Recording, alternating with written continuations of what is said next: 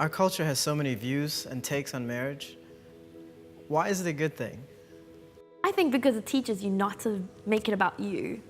Like, I really think the life and like the best life you can have is when it's not only about you. And you know, it's about your family, your friends, the rest of this world, like broadening your horizons and having another person so close, so in your space, so part of your everyday life and your thoughts, and they see you at your best and worst.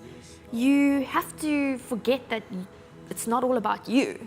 Someone once said to me, marriage is like two stones and there's like water running over them and rubbing them up against each other and they become smooth.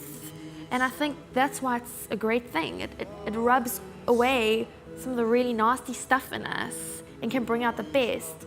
But I think people start feeling the rubbing and they feel like this other person in their space and they think, oh, this is not for me.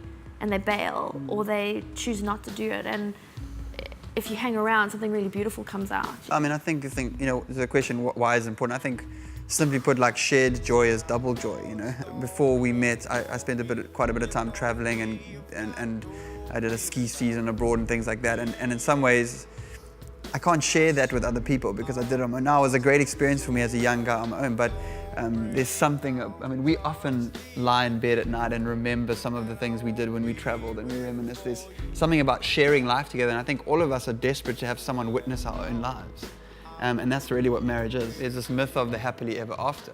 And that's not to say that there shouldn't be moments of great joy and ecstasy and you know, all that in a marriage, but you can't always sustain that. You know, there's gonna be downsides to it, you know, so but it's worth it. Speaking of ecstasy, sex. Nice transition. Thank you. Looking at our culture today, the view on sex, that the overall view that you see put out there, speak into that. What are your thoughts on the overall view, especially in pop culture? I think so much of our music, what we see on TV, movies, it's basically saying, hey, you know what? Sex is for you. It's for you to just enjoy. It's for you to get what you want, how you want it, from who you want it, the way you want it. Like, sex is something to take. And I think we all think that's pretty normal. But it's that kind of view of sex, I think we miss out on the best sex that we could have.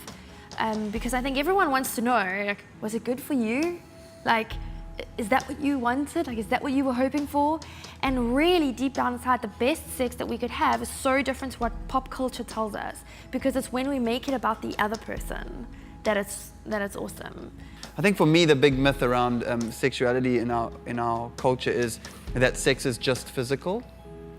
We have this idea that sex is separate from, you know, other things, emotions and things like that. Certainly, but the reality is, I think all of us eventually come crashing into the reality that sex is far more than just physical, that it affects every other area of our lives, our emotional state, our spiritual state, if you want to go there. I think they're deeply connected. And to treat sex as if it is just physical, I think ultimately is to harm ourselves and to harm others. Because I think there's far more to sex than just mere skin on skin. I think it goes deeper than that.